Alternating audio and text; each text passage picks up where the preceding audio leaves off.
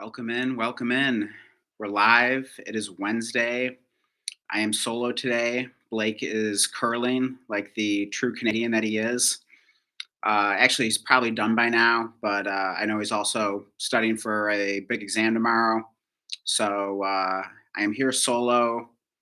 I'm going to help you guys get ready for week 16. It was a crazy round one of the fantasy football playoffs. I did pretty well. I did lose in my home league, which was sad.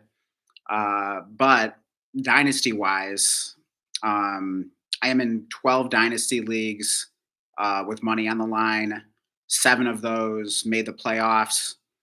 And of those seven teams, I won six of the seven matchups. So I was pretty happy about that. And in fact, the uh, the one where I lost, I did score over 200, and I think I just lost by like 7 points or something like that. So, bit of a heartbreaker there, but overall, can't complain. Um, and yeah, sorry that we are so late today. My internet was not working. It took me a while to get it going, but we're finally here. Hopefully, some of you guys are still up.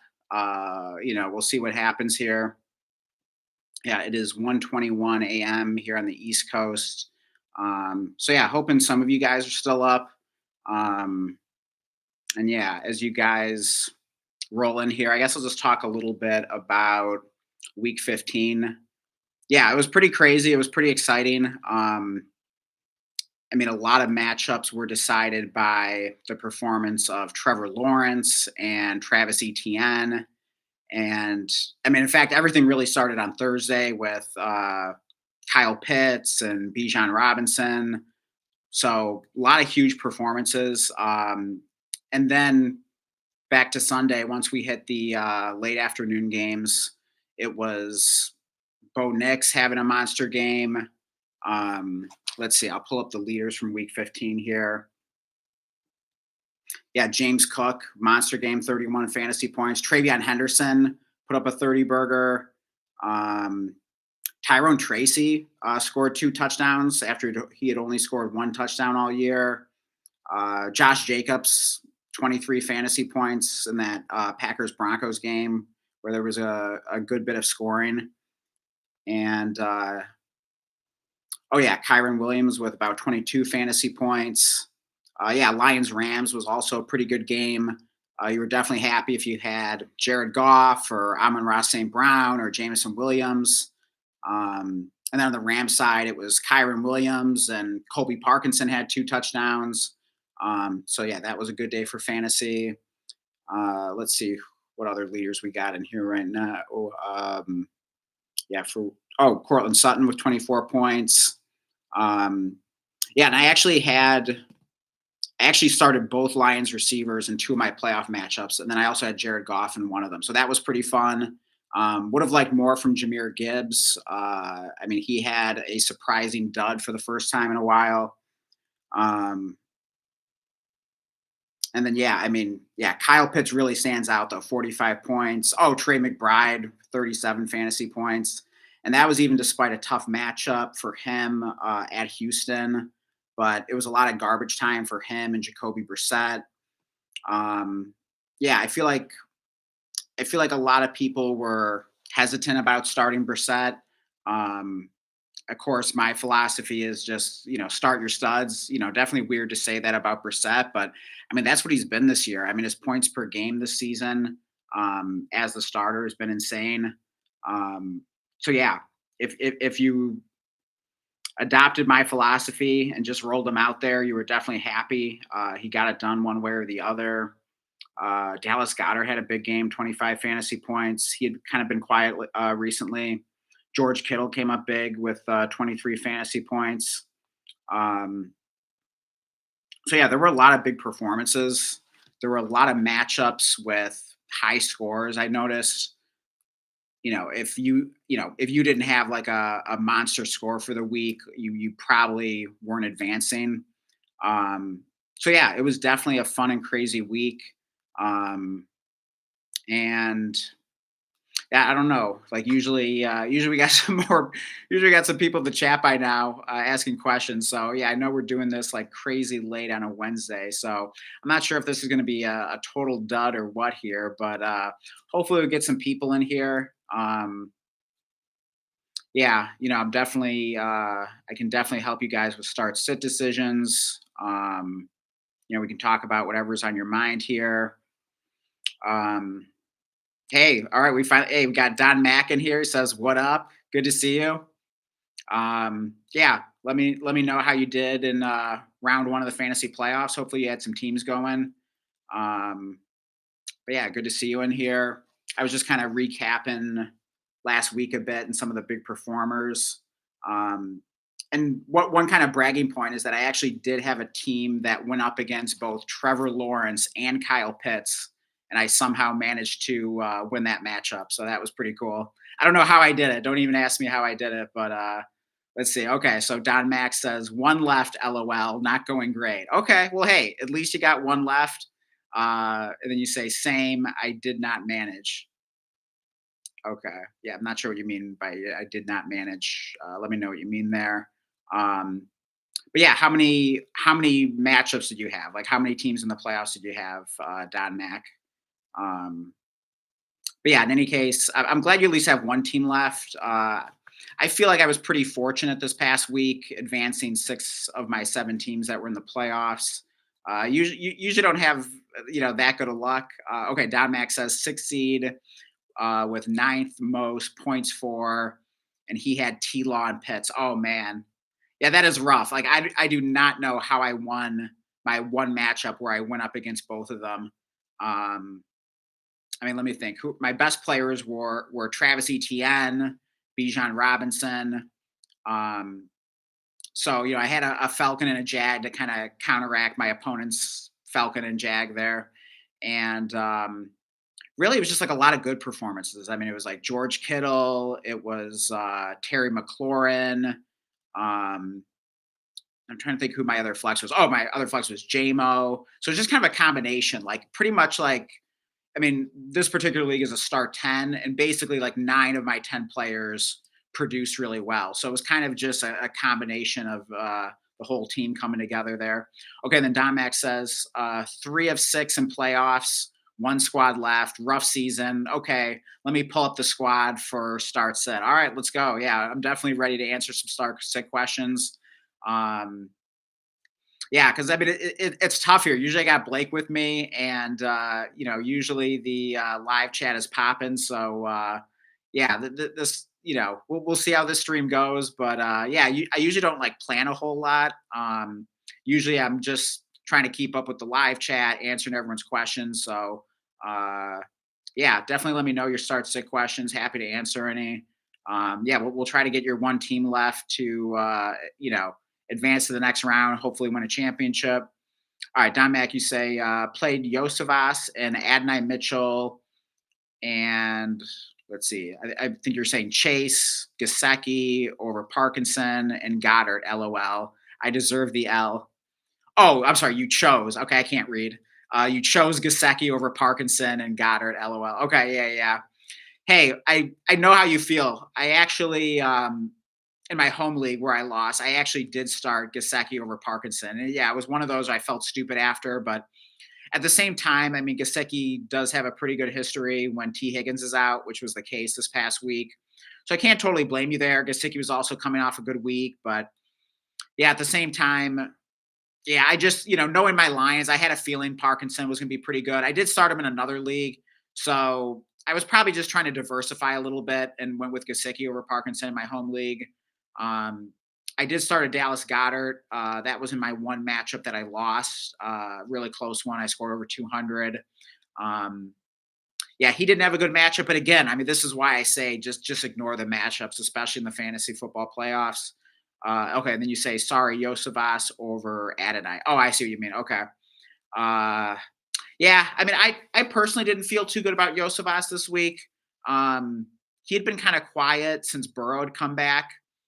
So if I was starting a Bengals pass catcher other than Jamar Chase and Chase Brown, um, I was starting Gesicki, but yeah, he didn't come through either. And then yeah, Adonai Mitchell, he was coming off the bad week, and then of course he bounces back, has a big week, despite playing with Brady Cook. So yeah, I mean I can't blame anyone for benching Adonai Mitchell. Um, I mean I guess it depends on who you benched him for, but I mean he's definitely not someone you felt great about starting in the fantasy football playoffs. Um, but yeah, Yosavas. I mean, you never know. He can kind of spike out of nowhere. So don't blame you for totally for rolling the dice there.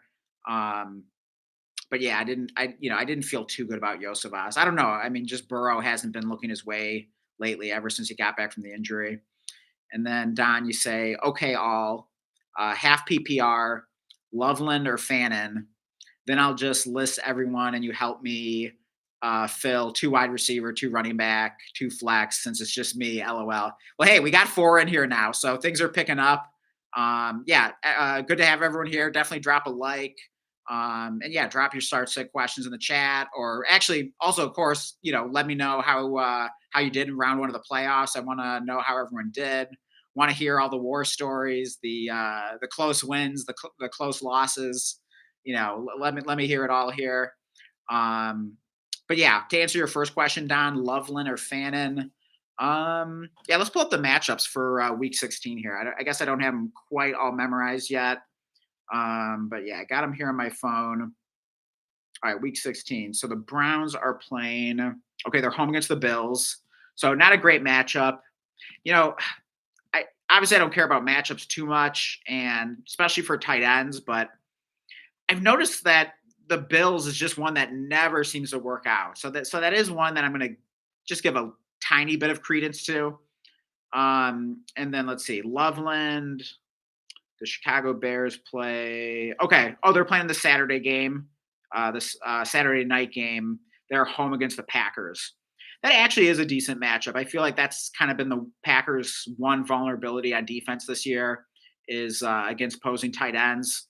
Also, they lose Micah Parsons for the year, so that certainly can't hurt. So yeah, I could see the Bears scoring some points in that game. It's in Chicago. That could be a high scoring game, assuming there's no like horrible weather that's like getting in the way of things. So yeah, I think I would lean. Gosh, that's tough.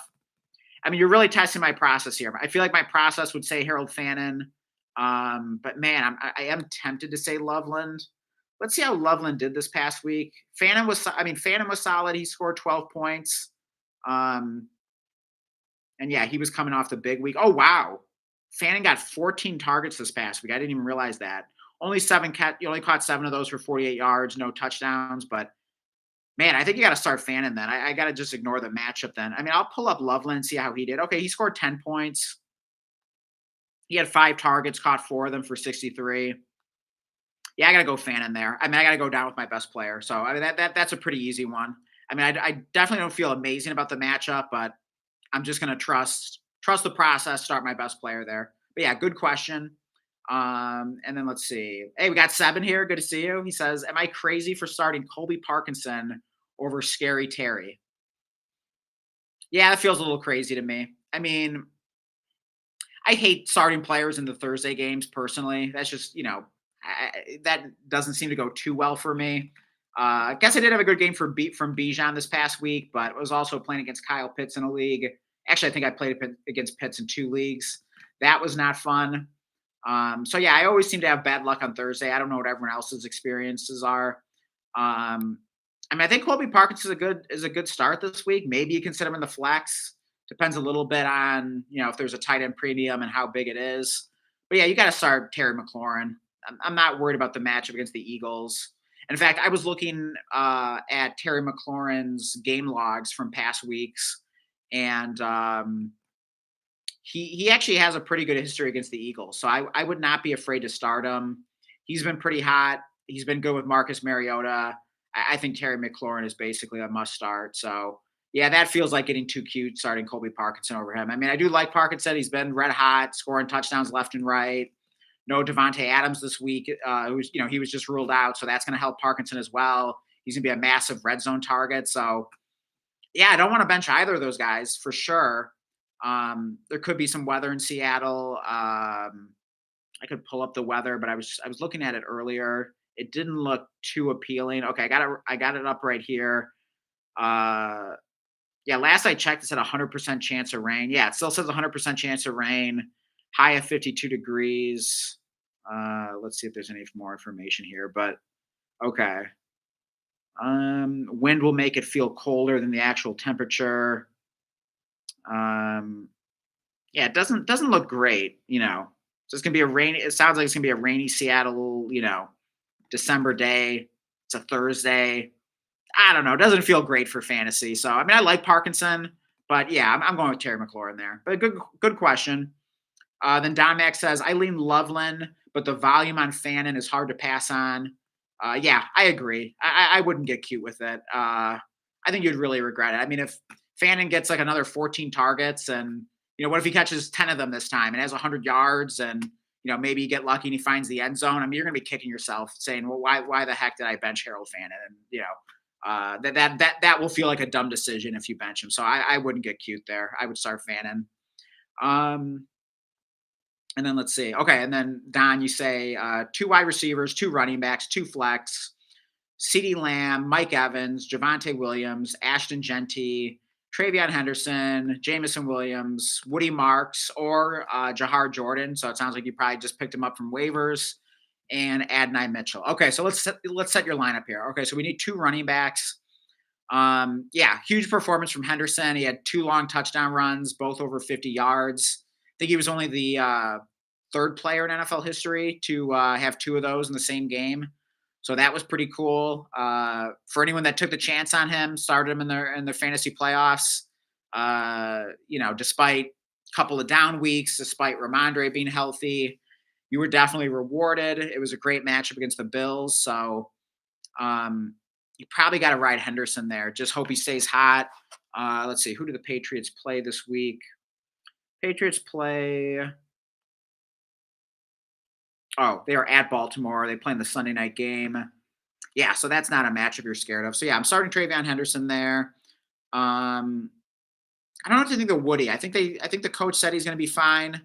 Um, Makes me a little nervous with his injury risk. Um, Ashton Genty had another dud.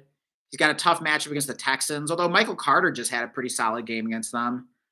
Probably got to go Javante Williams there. Yeah, I'll go Javante Williams. He's just been too good. So I'll go, yeah, Henderson and Javante Williams is my two running backs there.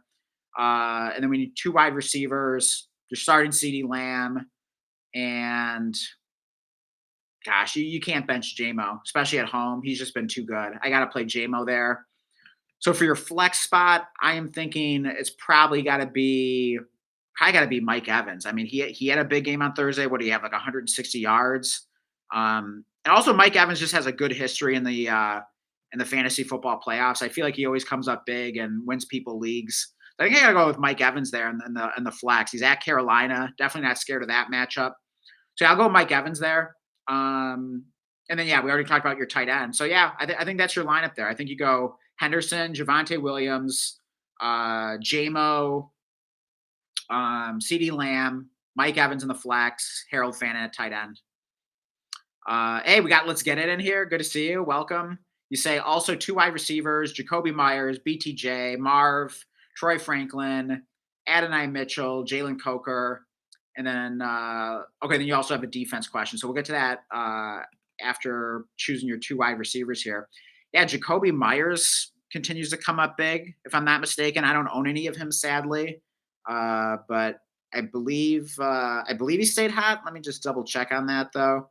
Um, but yeah, I mean, Trevor Lawrence came up huge. I mean, you definitely feel good about just starting your Jaguars recently. Yeah, yeah. Okay, so Jacoby Myers, another solid game. 7 targets, 5 catches, 71 yards. Okay, no touchdown, but he had a touchdown in 3 straight games before that. So yeah, he's just kind of Mr. Consistent as usual. He feels pretty good to start. I mean, maybe not quite the upside that you want, especially in the fantasy playoffs. But I don't know. I mean, I wouldn't be shocked if at any point, he, put up a game of 20 to 25 points. He did put up 21 points in week 13. So we know he's capable of that. So yeah, I do generally like Jacoby Myers. BTJ had a pretty solid game. He found the end zone. yeah, just feels good starting your Jags. It just kind of feels like a wagon right now. It's just a bandwagon you want to get on. So definitely don't mind starting both Jags receivers. Marv, I'm a little nervous about, even if he plays, because when he came back from injury the last time, he got re-injured. So I'm a little nervous about him, but it is a good matchup against the Falcons, I believe. So it's tempting. You could swing on the upside with Marv, and Brissett's playing well, but he does make me a little bit nervous there. Got Adonai Mitchell. I'm not sure what to do. He's kind of been alternating good week, bad week, good week. Pretty good matchup at the Saints. Don't mind him. Feels a little risky for the fantasy playoffs. And then same with Jalen Coker, though he does have a good matchup home against the Bucks. I don't feel amazing about starting him in the playoffs unless like it's like my home league is like a start 9 plus kicker and defense, so like 11 total. So in a league like that, I don't mind starting like a Jalen Coker, Adonai Mitchell, but if your league is just like start 7 plus kicker defense, you know, I don't know. Mitchell and Coker don't feel amazing, but I mean Mitchell had a good game. We'll pull up his stat as well. Here, I hate when my phone refreshes when I don't want it to, but here I'll pull up the leaders again from week 15 just so I can get a good look at everything that happened this past week. All right, so we got week 15 pulled up. Pull up wide receivers here. Let's see. Okay, yeah, Mike Evans had 19. Okay, yeah. Okay, Adonai Mitchell, 17.4. So, yeah, definitely a really nice game from him. 9 targets, 6 catches, 58 yards, and the touchdown. And those are tough choices, man. I feel like every week you got the toughest choices with these wide receivers here. Gosh, it's brutal. Then you're deciding, like, do you play the 2 Jaguars, or does that limit your upside at all? And then let's see, the Jaguars this week are playing. Who the heck did Jaguars play? I feel like I should know this. Someone help me out here. Cannot find it on the schedule. Oh, they're at Denver. Okay. So yeah, doesn't feel like a great matchup. At the same time, I'm not too concerned about it.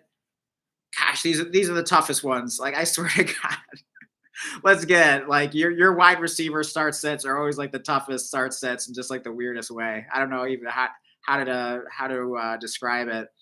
I think I'm going Jacoby Myers, and Troy Franklin also had a good game. So my God, who the heck do you start of this group? I mean, like none of them are bad choices, but like none of them are amazing either. I mean, Pat Bryant could be back, and I know Troy Franklin was starting to lose some snaps to him.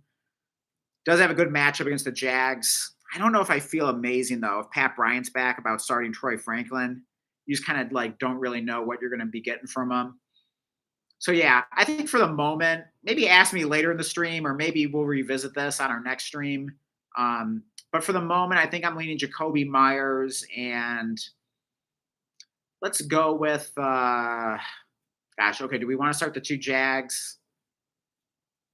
Let's go with the 2 Jags for now. I don't feel amazing about it, but I don't feel amazing about your other options either. So we're going to go with the 2 Jaguars for now.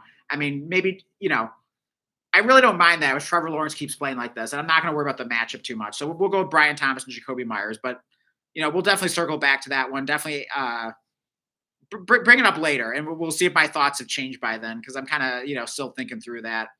Hey, we got Edson Santos in here. Yo, hey, good to see you, Edson. And you say, you was too busy on a trade to give input. What do you mean I was too busy on a trade? Not sure. I'm not sure what you're referring to there. So yeah, clarify that for me. Let me know what you're alluding to there. But hey, I'm never too busy to help you guys. To give input to you guys. So yeah, let me know what I can help with now. Hey, and then Seb says on the bench, Terry McLaurin, Christian Watson, Keenan Allen, David Montgomery, and you're starting over them as of right now, DK Metcalf, Zay Flowers, T. Higgins, Juwan Jennings, I believe that's Parker Washington. And you say that the reception bonus for tight ends is 0.25. Okay. So it's a small tight end premium of just 0.25 there. So that's not going to have a huge impact. So let's take a look at this. Okay. So let's see. On your so let's see if any of these bench players I would want to start. Terry McLaurin, Christian Watson, Keenan Allen, David Montgomery. I mean, the one that stands out there is Terry McLaurin. I definitely want to try to get him into my starting lineup. Okay, DK Metcalf. He plays the Lions. That's a good matchup. How did DK do this past week? I don't own any of him. So I do not remember off the top of my head how he did. Let's see here. Okay, I'm looking at the leaders from week 15 here. Okay, so he scored 14 and a half points. He also had a big week before then. Yeah, I didn't get a chance to watch any of the Monday night game. Man, he only had 3 targets, though. Caught all three for 55 yards, and he found the end zone. So, yeah, that's kind of DK Metcalf in a nutshell. I mean, he kind of feels like a tight end this year. I mean, he's really touchdown dependent. He doesn't always get a lot of targets. Sometimes he does. You kind of just like never know what you're getting from him. So yeah, I mean DK Metcalf never feels great, but do like the matchup at Detroit. Also, it is indoors, which is always kind of nice this time of year. So I don't mind him as a start. And then T. Higgins, we're not sure 100% if he's going to play. He's still recovering from what is it, a concussion, I believe. And then the Bengals play, as my phone refreshes here, just to annoy me. Um, by the way, if anyone knows how to fix that, let me know. Actually, I found like a setting in my iPhone where I could like turn that off allegedly, and but yet it still does it. So I don't know what to do. I hate my iPhone. But yeah. Anyways, the Bengals play. Okay, they're at Miami. So yeah, that's a fine matchup. Yeah, you're probably starting T Higgins if he's active. I mean, if he's not, I'm definitely, Terry McLaurin's the first guy I'm subbing in there. Um, and then Juwan Jennings, I think he was just okay. We did see a good game from Pearsall finally, which I was kind of hoping for and predicting a bit. But he also, of course, re-injures himself. Okay, Jennings is at the Colts on Monday night. That, oh gosh, but no Daniel Jones. I was going to say for a second, that sounds like a high scoring game, but I don't know if I still feel that way with Rivers, but I don't know. That still feels like there could be a lot of fantasy points scored in that game. So definitely don't mind Juwan Jennings. But wait, Seb, let me know. So do you have Parker Washington in there? Yeah, I would not start. I would not start Parker Washington. I'm definitely starting Terry McLaurin over Parker Washington, but I feel like I'm misreading that. Like, because that doesn't seem to make sense that you'd have Parker Washington over Terry McLaurin. So let me know who Park is, because I can't. Oh, Parkinson. That's probably Colby Parkinson. Okay, yeah, I wasn't thinking there. Yeah, well, we talked about it earlier. Yeah, I would start McLaurin over Parkinson. I wouldn't get too cute with that there. Um, let's see. Okay, and then Seb says, okay, yeah. Wait, you say reception 1.5. Okay, so it's a 1.5 PPR, like for all positions. Um, so yeah, I mean that makes me even more so. I don't know. Would that make me more so want to start a receiver over tight end? I mean, receivers get 1.5 PPR, and then tight ends would get 1.75. But generally, receivers are going to score more than tight ends. So yeah, I'm personally going Terry McLaurin over Colby Parkinson. But if you are nervous about T Higgins possibly missing, I guess to be safe, or if you wanted to err kind of on the side of safety, you could start Parkinson tomorrow on the Thursday game. And then if T Higgins ends up being ruled out, you'll feel good about that. You can start Terry McLaurin, and then you wouldn't have anyone like really good on the bench. And then if T Higgins is active, well, then you could either bench Higgins or you could figure out someone else to bench. I don't know, maybe Juwan Jennings, maybe DK Metcalf. I don't know. You could kind of figure it out, but there's always the possibility that later in the week someone like injures themselves in practice or something, and then at that point you're thinking like, oh shoot, I wish I'd started Parkinson now. So maybe the safe thing is to start Parkinson and then kind of figure out the rest later. That is a tough call though. And then Don Mac says Jacoby got peppered first half, but then literally everyone else on the team got a tutty, and he didn't do anything second half. LOL, it was rough. Yeah, yeah, that's annoying. Like sometimes, you get the player with like the big first half and you're all excited, and then they just like do nothing the rest of the game. And sometimes it's the reverse. Like they do absolutely nothing in the first half, and you're cursing and pissed off that you started them, and then all of a sudden they like heat up in the second half and you're loving life again. So yeah, it's just kind of how fantasy goes. The points come in bunches a lot of times. Oh, and then sorry, Seb, you also asked a defense question, right? Because you say Broncos, Dan. Wait, I know I skipped someone's defensive question. Oh, it was let's get it. Sorry about that. You asked Broncos or Vikings. Okay, so the Broncos are playing the Jags. That does not sound good to me for obvious reasons here. I want to avoid defense against the Jags offense at all costs with the way they're playing. And then the Vikings, who the heck do the Vikings play this week? Okay, they are at the Giants. Yeah, I mean, that doesn't sound like amazing either, but gosh, neither of them really sound that good. Ugh. I mean, I'm sure the Broncos have been your better performing fantasy defense, on the season, probably by far. And they are at home, so I guess you could just roll with them and hope for the best. But I don't know. I might start the Vikings there. I mean, I don't know. I only play in one league that has defense, and I don't own the Vikings, so I really don't know like how they've even been for fantasy. I'm guessing they've probably been like middle of the road, something like that. Let me know in the chat. Um, I I don't know. Like, is there anyone on waivers? There's got to be a better defense on waivers. Maybe we could talk about like some good streaming options at some point. If you want me to take a look at that, let me know, and I'd be happy to do that. But Bah, I don't know. That just sounds awful. I don't like. I don't like either choice. I don't. I don't. The answer is go to your waivers. There's got to be someone better than that. Let's see. And then next question here in the live chat. Let's see. Okay, Seb says, would you change anyone in that lineup? Okay, so yeah, I already answered that. And then Seb says, Coker. I assume. Okay, I don't know why you just say Coker. So do you also own Coker, Seb? Even if you do, I wouldn't start Coker over any of those guys that we were discussing earlier. And then Domac says, I assume Surtain takes BTJ, should funnel Jacoby's way.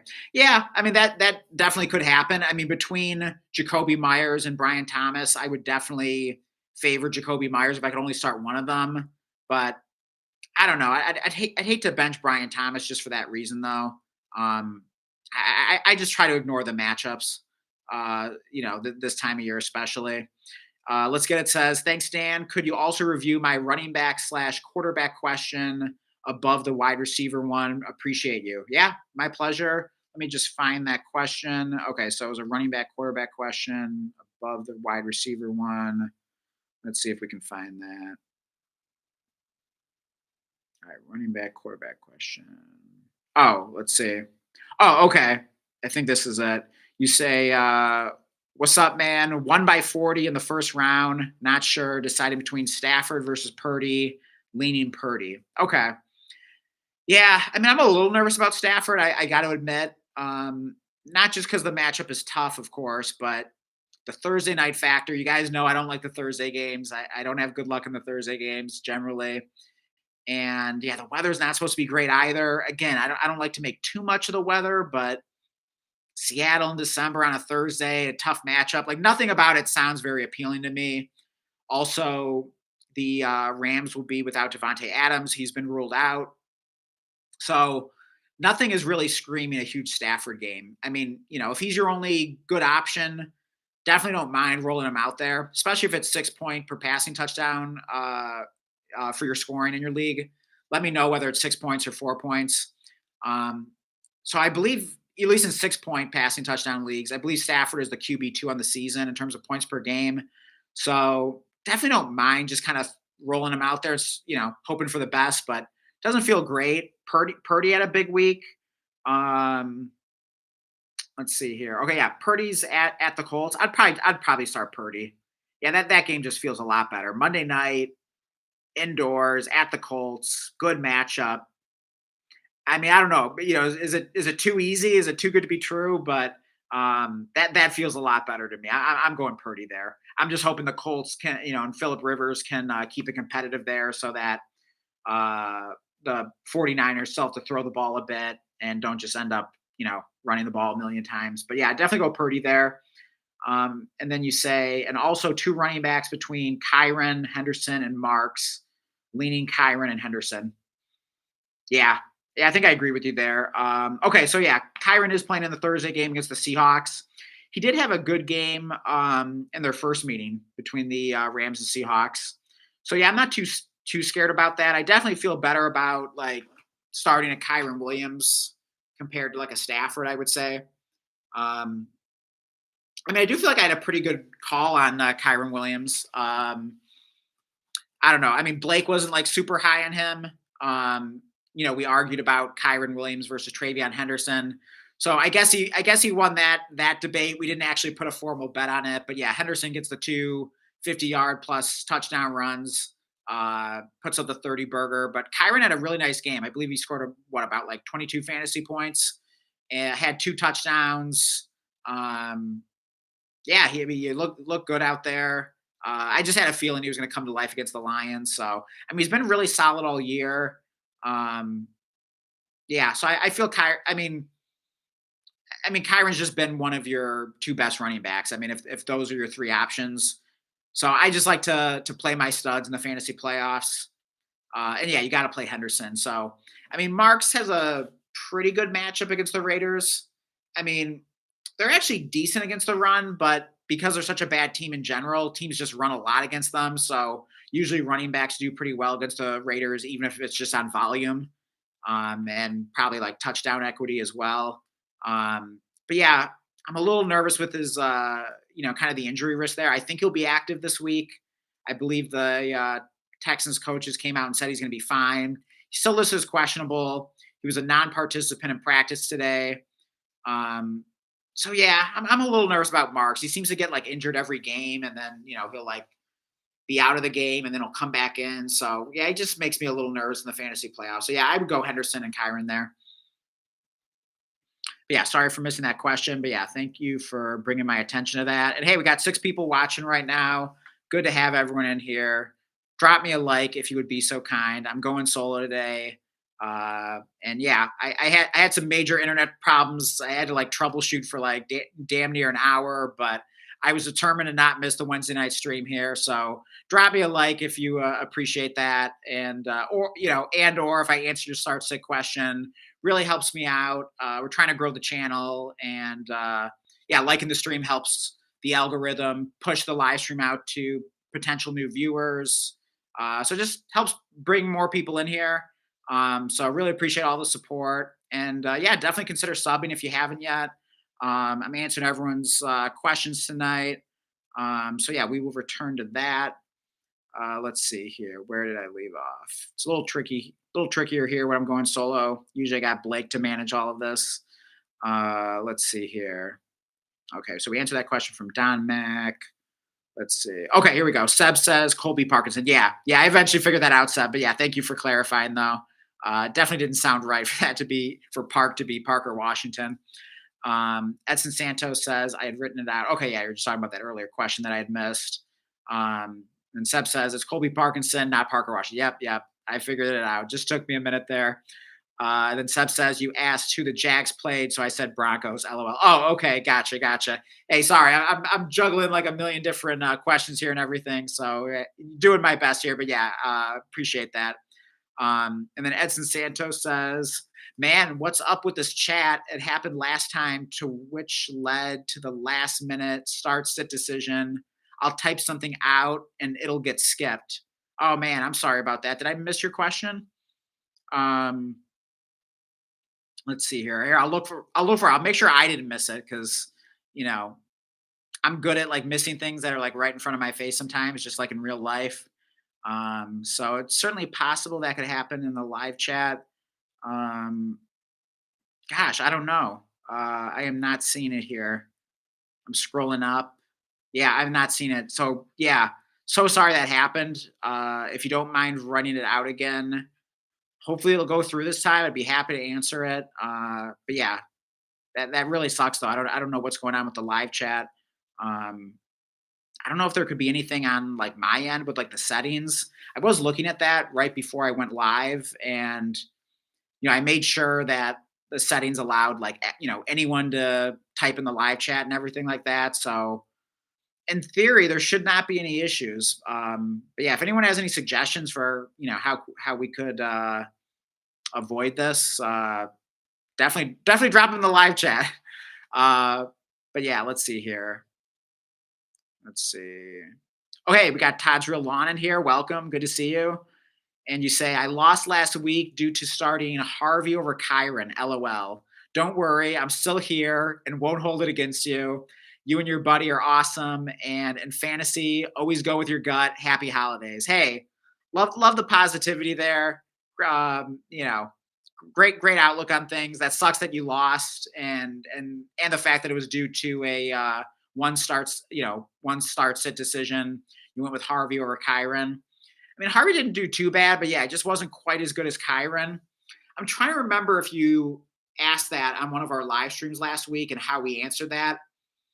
I'm trying to think of what I would say. Um, Gosh, yeah, I mean, that would have been really close for me. I'm not even sure what I would have said at the time. I mean, I definitely liked both running backs last week, so I don't know what other running back you started along with Harvey. It was probably someone really good. That was like a no brainer, I'm assuming.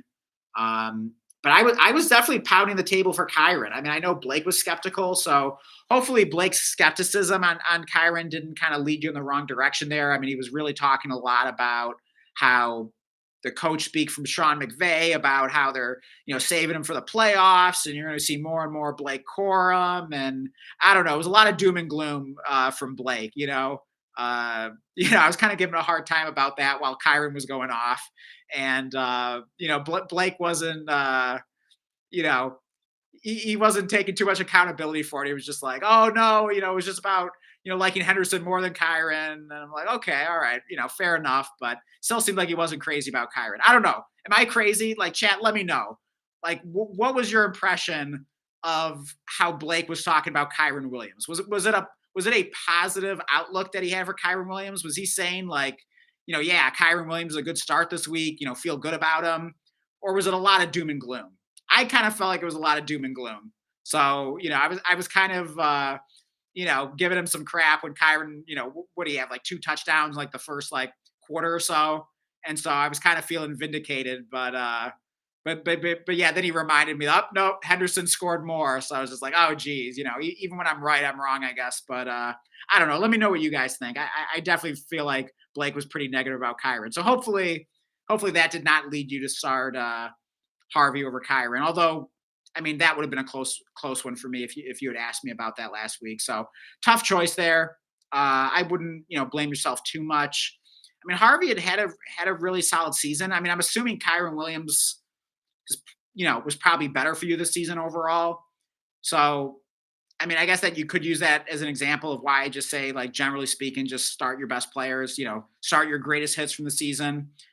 Usually works out pretty well in the fantasy playoffs, but that was a really close one. So I wouldn't fault yourself too much for that. Anyways, sorry to go on a whole rant there about Blake and everything. It's all good, but let's see. Where did I leave off here? Um, I don't know. I feel like this jumps around sometimes, and it's just like, where the heck did I leave off? Um, okay, here we go. Yeah, Todd's real lawn. Read that comment. Okay, we got Doormat in here. That sounds like a new name. If so, welcome to the channel. And you say Stafford or Dart, 6-point passing touchdowns. Well, hey, I'm already impressed that you included in the question that it's 6-point passing touchdowns. Really appreciate that. Definitely helps me a lot answer the question there. So yeah, for a 6-point passing touchdown league, yeah, I'm going Jackson Dart. Yeah, obviously even more so for a 4-point, but yeah, even in a 6-point, I'm still going Jackson Dart there. Let's see. Okay, yeah, the Giants play the Vikings, so not an amazing matchup, but I'm not going to worry too much about it. I mean, Dart's been so good this season. Um, how did Dart do this past week? I don't own any of him, but I feel like he did pretty solid. Did he not? Let's pull him up here. My stupid iPhone refreshed again. Does anyone know how I can make it stop doing that? If so, please let me know. Okay, week 15, stats, quarterback. Let's see, where did Dart rank this past week? He was he's the QB 11, 26 fantasy points. Yeah, so that definitely got the job done. Unless you were like playing against Trevor Lawrence. But yeah, 246 passing yards, 2 touchdowns, 1 interception. But the biggest thing, I love that we saw him rush. 9 rushing attempts, 63 yards. You love to see that, especially after the last game Only had 4 rushing attempts, 20 rushing yards. And I was a little nervous about the possibility of Dart just kind of being more conservative, protecting himself, not running as much, maybe potentially the coaching staff kind of advising him to do that. So I think that's a great sign that he was running the ball. So yeah, I'm definitely playing Dart there. I'm not feeling great about Stafford on Thursday in a likely bad weather game, tough matchup, no Devontae Adams. It's just kind of like it just kind of feels like it's all red lights here. It just like nothing feels good about starting Stafford other than just following the process of, hey, he's the QB2 on the season and just start your studs, which I'm normally all about, but there is an exception to every rule. So, I mean, I think Stafford's fine if you don't have a better option, but yeah, I like Jackson Dart better this week, even in a 6-point passing touchdown league. Good question. Let's get it. Says, thanks, Dan. Are you in any way concerned about San Francisco gaining the lead obnoxiously, leading San Francisco to run the ball a lot with no Purdy touchdowns? Yeah, I mean, it's a concern. I mean, at least for like the second half. But if we're worried about the 49ers getting up big, we have to ask ourselves, well, how are they going to get up big? They're going to get up big by scoring a lot of points in the first half, and that will probably involve a lot of Purdy. So, yeah, I wouldn't overthink it too much. And who knows? I mean, maybe the Colts offense has a better game than we expect. Maybe JT, goes nuts. Maybe Phillip Rivers, having shaken off a little rust in the first game. Maybe he's better in his second game. I mean, I'm assuming Rivers will probably get better and better as the season goes on here. I mean, he's coming, out of not playing football for what, how many years was it? I think he last played in like, what was it, 20 or 21? So what, at least like 4 years. So he's getting back into the swing of things. So Rivers will probably be a little better this week. You're not too scared about that San Francisco defense. So yeah, I wouldn't overthink it. Like, I mean, to me, I mean, if you bench Purdy because you're worried the 49ers are going to be up by too much, that's just like thinking like way too hard about it. Just, Purdy's awesome. It's a good matchup. Don't overthink it. Just start Purdy. I would feel really good about starting him. And then Edson Santos says, bro, it happened again. An entire paragraph I wrote out. It must have not made it. Good Lord. I'm so sorry to hear that, Edson. And then you say, yeah, it's already happened twice. Why doesn't crap go through? I mean, can you type it in the Discord? Because, I mean, if you type in the Discord, the notification will pop up on my phone and I'll just read it there. So that's probably the best solution. And I got my phone right here. I mean, I'm using it to like pull up stats and everything else. So if you type in the Discord right now, I'll definitely get a push notification and see that. And I'll read it right away. So if you don't mind typing out once more, and maybe even like type it out in like a note on your computer or something first. So that way, if it doesn't go through wherever, at least you'll have it saved and you can like copy and paste or whatever. But yeah, I'm so sorry that's happened. I so wish we could find a way to fix that issue. I don't know if it's happening to anyone else. I feel like that's happened occasionally before. Who was it? I think it was Michael Hart. It had happened to that one time. It seems like it happens to someone like every once in a while. I don't know. I guess you drew the short straw this week. It seems like, tonight you're having the problems with it. So I'm so sorry to hear that. But yeah, drop in the Discord if you don't mind, and I promise I will read it right away. But yeah, so sorry about that. Oh, I'm so stupid. I should have just read the next comment because you say 3 times a charm. I asked 3 times on Sunday, DK or AD Mitchell, and it just didn't make it until last minute. Blake answered the question at 9:59 with 2 crying emojis. That one start set led to the loss. Oh, good Lord. You got to be kidding me. You can't make this stuff up. So basically, I'm assuming that was like a minute before kickoff. Yeah, you must be on West Coast time there. Good Lord. Okay, so it sounds like you started DK, and yeah, the right decision would have been Adonai Mitchell, which Blake said to do, but just too late. Oh man, that is brutal.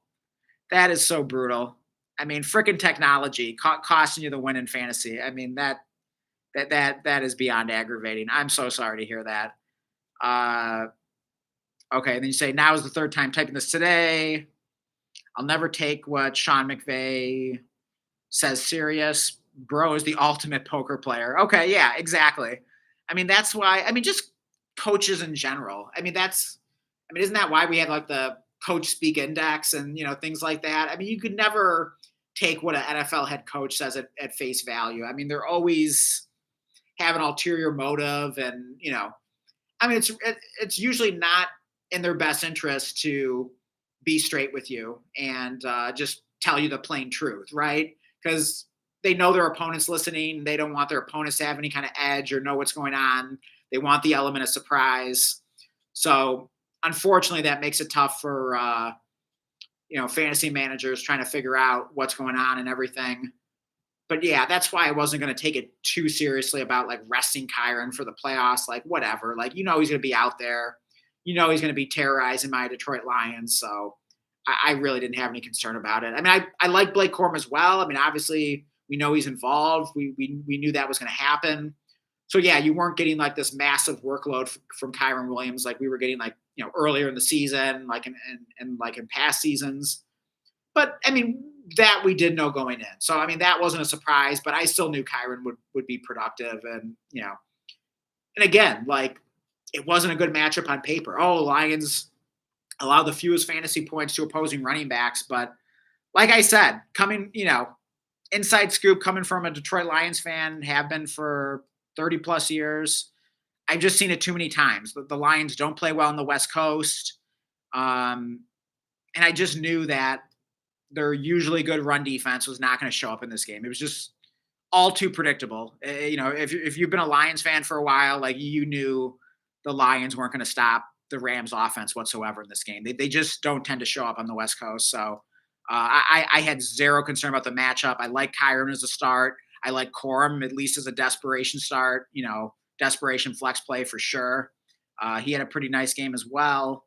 So yeah, again, there were so many instances this past week of good performances and bad matchups, right? I mean, Kyron Williams, Blake Corum. I mean, weren't the Lions pretty good against tight ends as well? Parkinson goes nuts. Like that was no surprise either. I feel like the Lions usually get, just historically, I just see a lot of tight ends, do a lot of damage in fantasy against the Lions over the years. And then, we talk about like Jacoby Brissett and Trey McBride. They had bad matchups. So it really doesn't matter like all that much. That's just my philosophy. It wasn't always my philosophy, but that's just what I've learned over the years. All right, where did we leave off here? Todd's Real Lawn says, I asked twice and both times you said Harvey, but you did talk Kyron up a lot. It was a tough choice, but I should have went with the game with more projected points. Okay, gosh, I'm sorry to hear that I did say Harvey. I mean, I was excited about him. I mean, we expected, Harvey basically had the backfield to himself. I mean, the Broncos scored a lot of points. I mean, Bo Nix went nuts. And Harvey's been a touchdown maker this season. I mean, the game with 3 touchdowns. Even when J.K. Dobbins was healthy, like Harvey was scoring touchdowns. So, yeah, it definitely was disappointing. Yeah, and then wait, why am I blanking on who did the Broncos play this past week? I don't know why I'm suddenly blanking on that here. I'll pull it up here.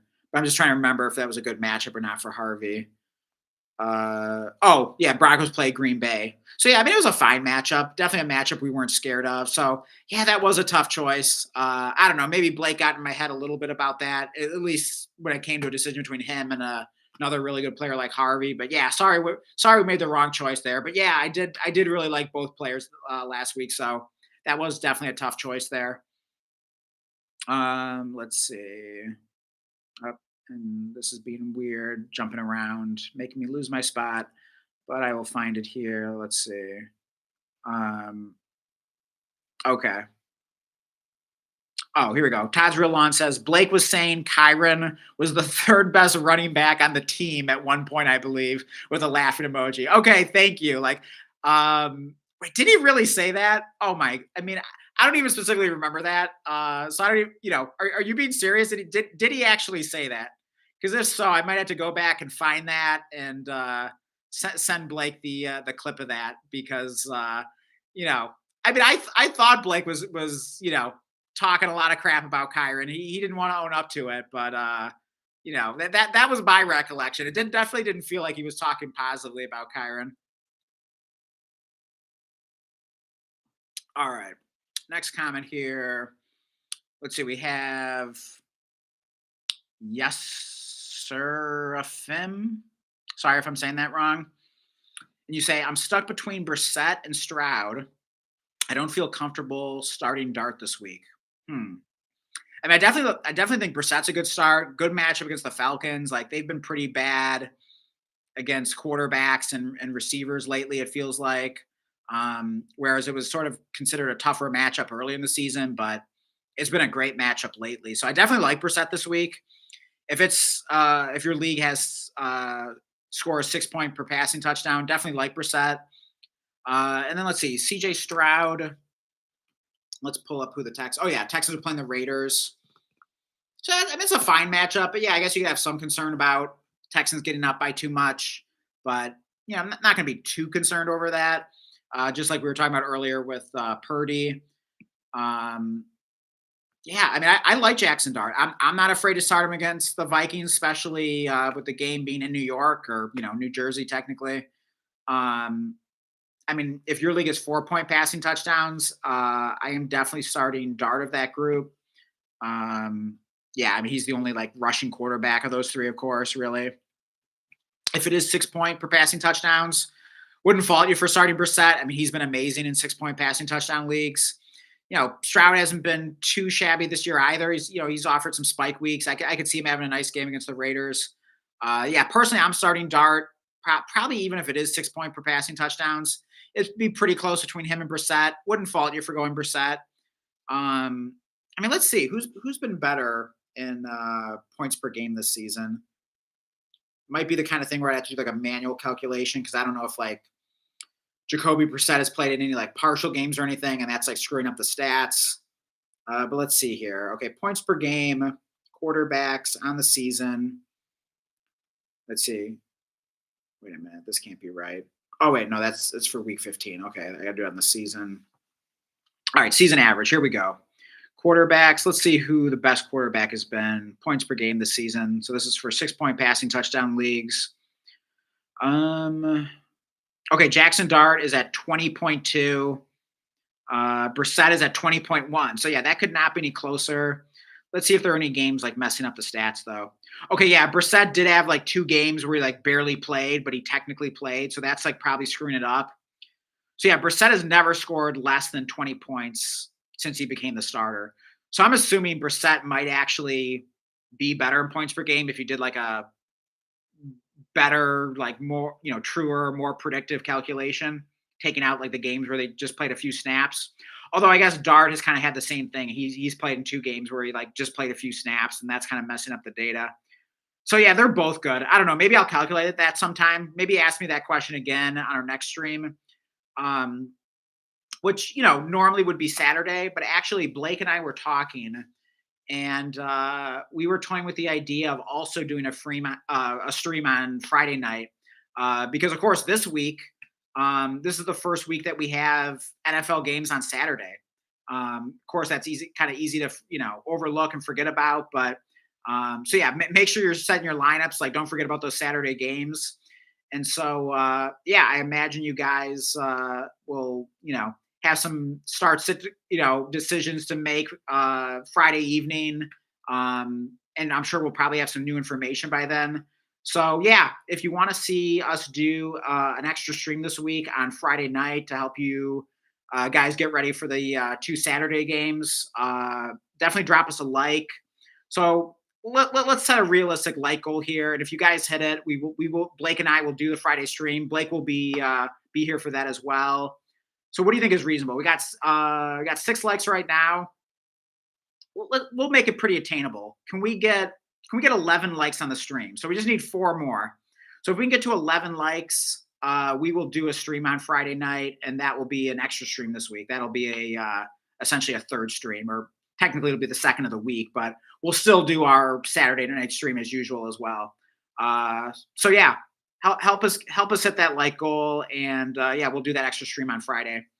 But yeah, back to the live chat here. Let's see, where did I leave off? Um, okay. Yeah. Yes, Seraphim says, oh, Dart is a championship winner. Next week, though, matchup against Raiders. Yeah. I mean, yeah. I mean, Raiders sounds like a pretty good matchup. I could definitely see Dart going off against them there.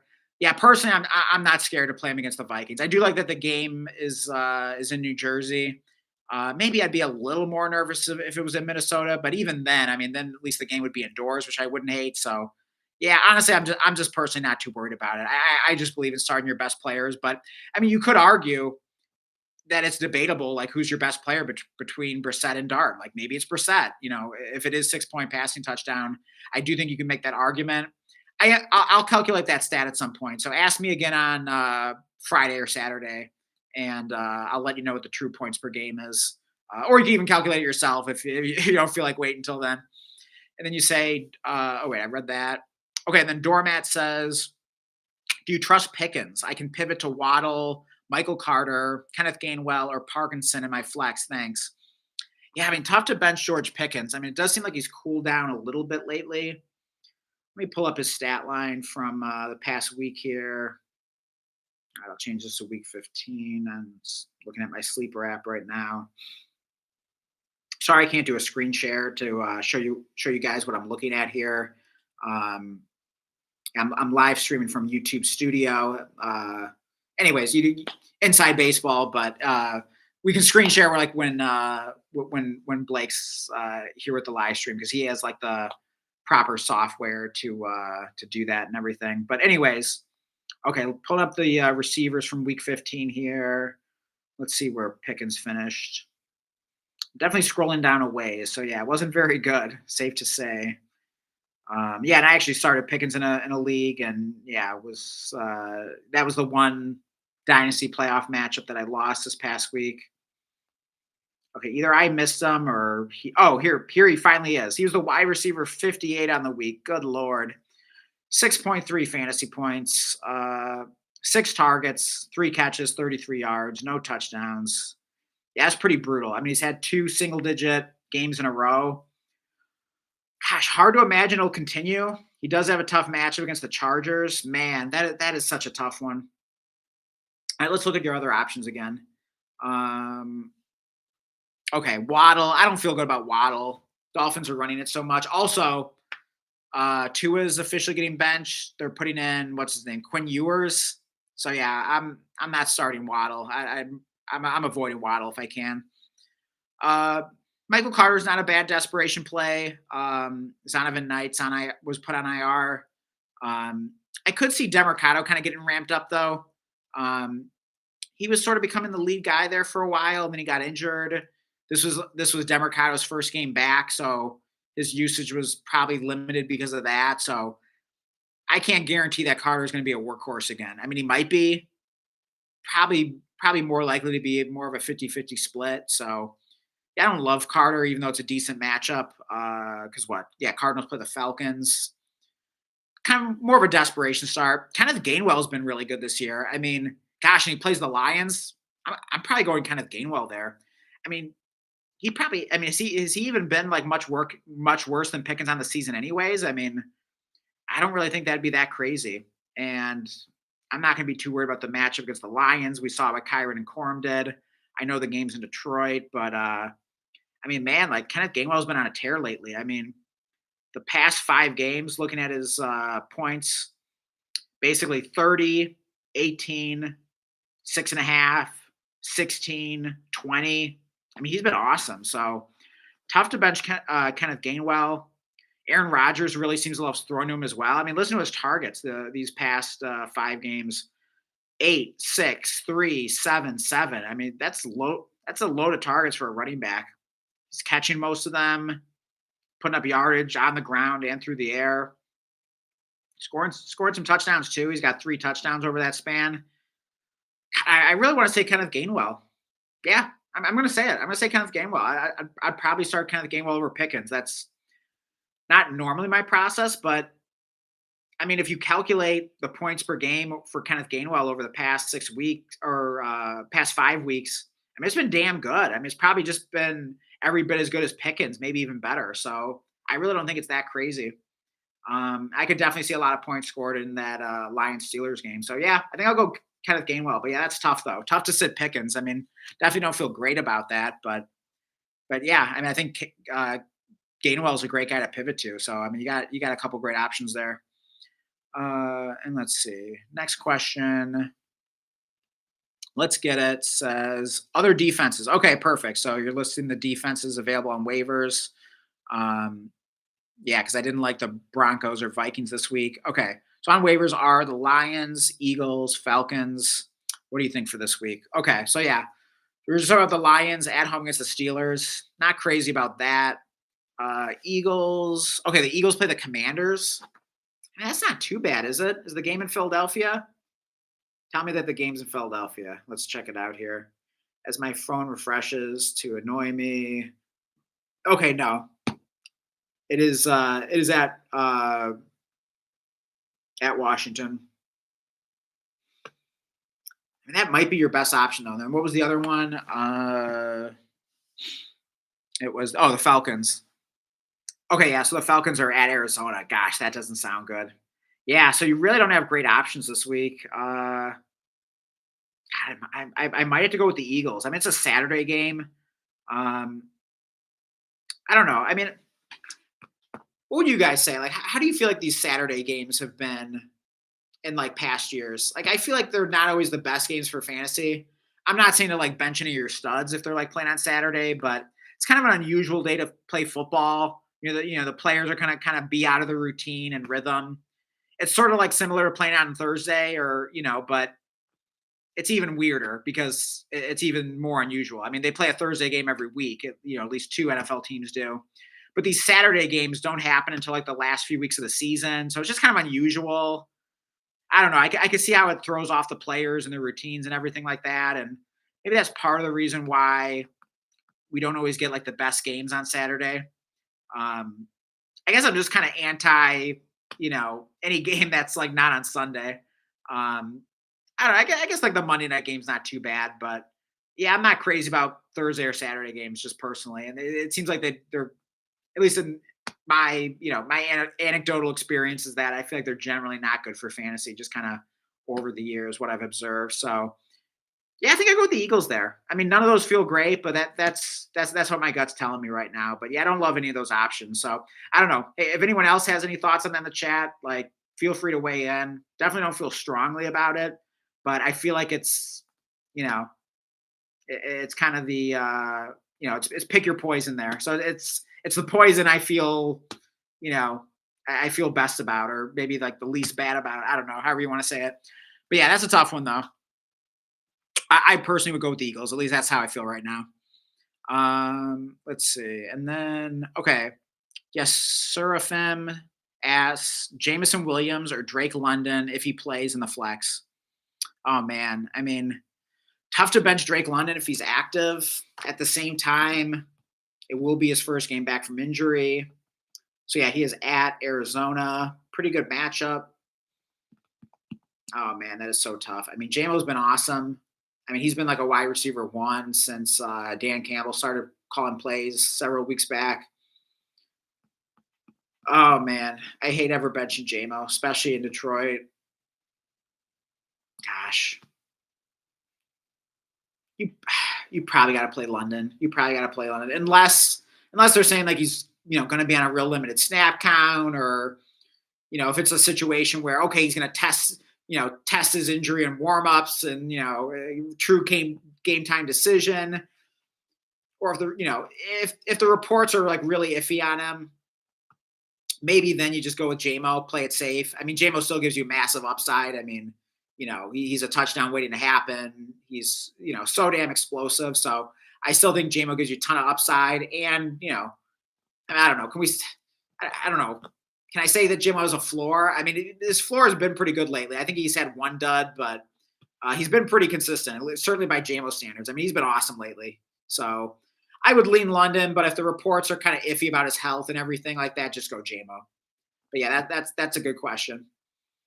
And then Edson Santos says, and YouTube must think I'm spamming y'all at this point since I'm here all the time. Maybe I should start switching account to make sure it doesn't happen. Gosh, I mean, does YouTube like monitor that kind of thing, or like, I mean, is that like a thing? Like, I don't even know about that. I guess I'm kind of ignorant to that, but I don't know if you think that's a real issue. Yeah, feel free to try that out. Switch up the account, see if that helps at all. But yeah, I mean, hey, I mean, I love how active the live chat is. I love how you're here, for pretty much like all of our streams, and that you're very active in the chat. So I appreciate it. So it would suck if YouTube didn't. So, but yeah, I mean, do whatever you got to do. Okay, let's see. And finding where I left off. Sometimes this jumps around at me. So my apologies. Okay, here we go. Edson Santos says, "Did bro end stream?" No. Why? Did it look like the stream ended? Do we have any problems with the stream? Like, is it like freezing or lagging or like anything like that? Let me know if anyone else has noticed anything. And then yes, sir, fam, responding to Let's Get It, says Saints DST. Hmm. Well, I mean, I'm assuming the Saints DST wasn't available because they weren't mentioned. But I guess there could be some other defenses available, theoretically. Yeah, the Saints are at home against the Jets. So let us know if the Saints are available. Because yeah, if the Saints are available, like yeah, that would probably be my top choice of all the defenses that you've listed. And then Edson Santos says, since I lost in my consolation matchup, my best case is number 5 pick.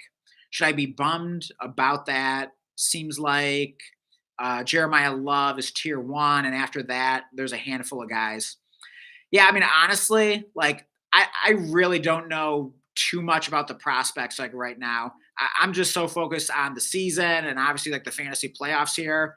I really don't start studying up on the prospects until like the season ends, and then kind of shift back into dynasty mode, and then I'm pretty much like studying up on all the prospects like nonstop for the past few months, and that's all we'll be talking about on our streams from pretty much like January through the draft in the end of April. So I mean that's pretty much like my time to like learn all about the prospects in the next class, the next set of rookies. I don't watch a lot of college football. I've just always liked the NFL a lot better.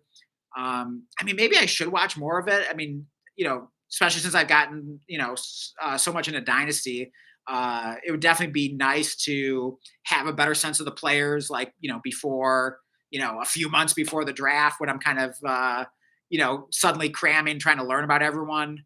But I mean, it's worked fine for me. I wish I had more time. I mean, I feel like I don't even have time to like watch college football. I have so many other things going on, unfortunately. So yeah, I am not the best person to ask about that right now, but I mean, ask me in like February, ask me in like January or February. I'll definitely have much more educated and informed decisions about that then. And I'm sure I'll have some strong opinions about the prospects and the draft class as a whole and the tiers and that kind of thing. I mean, insofar as you can at that point. I mean, obviously, like we won't have landing spots by then, and we won't know like the draft capital of the players, like where they went in the NFL draft. So that'll determine a lot as well. But just on like the raw prospects, definitely ask me in like January or February, and I mean, we'll be talking about those rookies nonstop then. So I'm just laser focused on the playoffs and the here and now of the NFL season right now. All right, and let's see. Next comment. Um, okay, let's get it. Says responding to yes, Seraphim. Someone scooped them up. Okay, so I assume you're talking about the Saints defense there. That is unfortunate because yeah, they are definitely a nice streaming option for DST this week. And then Edson Santos says, Dan, did you look into Mumfield? I didn't really like. I didn't really have a chance to look into him yet. I'll probably do that a little bit when I get a chance. But I'm kind of just, and act for anyone that doesn't know what we're talking about here. You left a comment in the Discord talking up Mumfield a bit. Or maybe I'll read your comments just to kind of clue everyone in here on what we're talking about. I'll just read what you wrote in the Discord. Shoot, I don't have the. I don't think I have the link in the description right now. I'll have to add that after the stream. As soon as once the stream ends, I'll put the link in the description. Once I do, definitely anyone that hasn't joined our Discord, check that out. Definitely join it. Yeah, it's a good place to like ask, start, sit questions anytime, even if we're not live streaming. And yeah, definitely building a fun community there. And yeah, earlier um, you had written, let's see. Okay, here we go. So yeah, you wrote everyone needs to run and get Mumfield if you have the room on your dynasty. And then you wrote baby tight end with a kind of a what is that devil emoji. And so I asked you why is that beyond the Devonte Adams injury. You responded, he's nice AF and he's the de facto X behind Adams. Um, Go look up. Rams think very highly of him. And then you say coming from a Rams fan. So yeah, so we're kind of getting the inside scoop from you here. And then you say, I'm not guaranteeing a breakout, but knowing the history of the Rams, he's worth the stash now that Adams is out. Never know, could be another Puka situation. Yeah, I mean, I definitely think. I mean, of course, you can't expect every Rams receiver to be Puka, and obviously that's not what you're saying. But I do think you'd like to have receivers on the Rams. I mean, it's just a good situation. I mean, receivers tied to Stafford has always been a good bet to make. Just offensive players in general, especially receivers like tied to Sean McVay. It's just a good situation. So yeah, I mean, if there's any chance of hitting on like the next good Rams receiver, you usually want to take that chance. So I think it's a good call. Like even myself not knowing much about Mumfield, um, he's just kind of like he's probably just because of the situation and the Adams injury alone, he's probably a decent dart throw. I mean, he's a rookie. I believe he was undrafted. Or no, I think did the Rams draft him like round 7 or something like that? It's either like that or undrafted. But yeah, he doesn't really have very good draft capital. But yeah, I took your advice and I put some claims on some of my dynasty teams. And yeah, he was available. He was available in about half of them. So I was happy to see that. So hopefully I get a few shares of him. I think most of the claims will actually go through in about like 23 minutes here. So yeah, if I'm still streaming, then maybe I'll let you know live if I got any Mumfield shares. But yeah, I think it's an interesting call, and especially since you're a Rams fan, like I appreciate getting your perspective on that. So yeah, someone to consider. And he plays tomorrow, so if waivers in your league only go through like once a day, you might want to consider putting a claim for him. Certainly in Dynasty, but heck, I mean, even if you're like really desperate in redraft and you have the roster room, not the worst idea in the world to roll the dice on him. You never know. But yeah, appreciate you letting the tip on that in the Discord. So yeah, again, I'll put the link to our Discord in the description and after the stream ends. And let's see, where did we leave off here? Oh yeah, okay. So Edson Santos says, also as a Gibbs owner, should I consider selling for the farm? Was playing with KTC, saw a trade I can send where I'd net Marv and 3 firsts. Good lord. Yeah, I mean, if you're out of the playoffs and you have Gibbs, I mean, yeah, I mean, it's not like you have to sell him. I mean, he's going to be, going to be awesome next year. But man, if you could get Marvin Harrison and 3 firsts, I mean, I guess it might depend. I mean, I don't know. Does it even matter like when the firsts are, or whether they project like early, mid, or late? I mean, I don't know. I mean, it's hard to speak in such generality. I mean, hopefully, like none of the firsts are in 28. I mean, I guess if like one was in 28, that'd be fine. Let's say like one, since you didn't provide the details on it, I'll just say that let's say like one is like a contender's first in 26, so it projects like mid to late. Even if it projects late, like worst case scenario. So let's say a late projected 26 first, and then let's say it's the same contenders 27 first, but who knows? Will he still be good next year? You never know. And then let's say it's like his 28 first plus Marv. That would probably be too good of a package to pass up on. Because I mean, I still personally like value Marv around like at least like two late firsts. Um, so I mean, you're basically getting the equivalent of like worst case scenario, like five late firsts.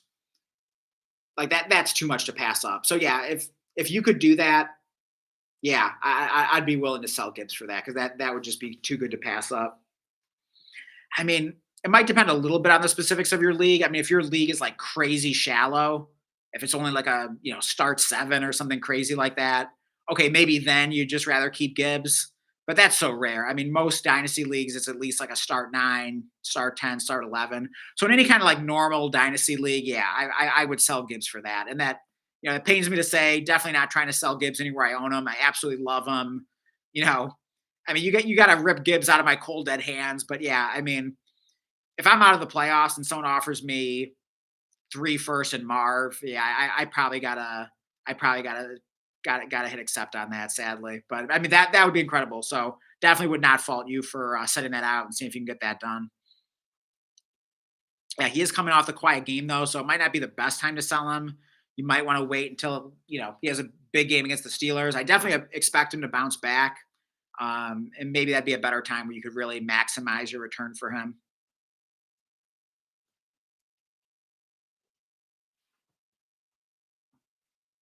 I always kind of feel like bad, like, stopping, like take a sip of something because then it's just like silence and it's, I don't have like Blake to like fill it in. So I don't know. But anyways, where do we leave off here? Okay, Edson Santos says, I own my homies first, and he's in the consolation bracket to win the first pick. Who should I tell bro to start at his flex? Pollard, Rome, QJ, or Michael Carter? Okay.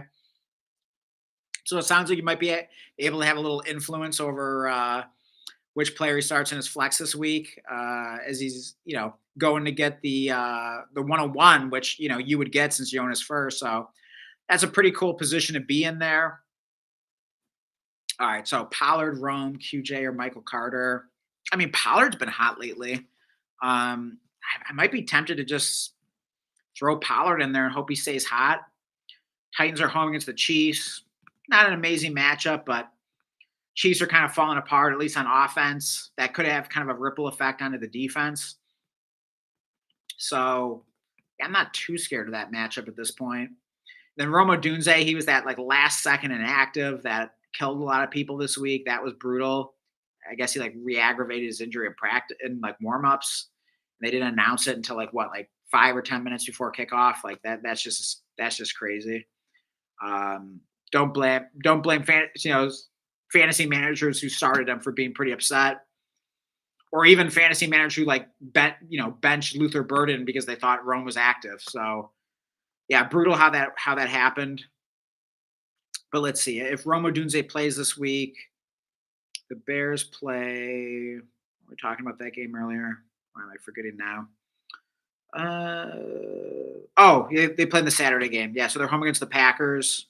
Yeah, not a great matchup, but yeah, I probably don't feel great about Roma Dunze. He's been quiet lately, anyways. QJ, don't feel great about.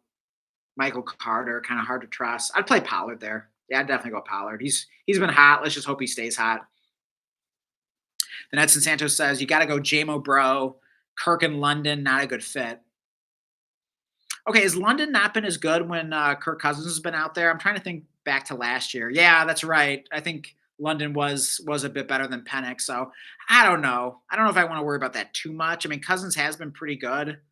Um, Still tough to bench London. I mean, I feel like that might be getting a little too cute to be thinking about like, oh, because it's Kirk Cousins in there, he's not going to throw as much to London. It's still Drake London. It's still Kirk Cousins playing pretty well. I don't want to overthink that one too much, but I understand your point. I do think it's a good thing to bring up, at least consider. I still wouldn't be too worried about starting London if he's truly healthy.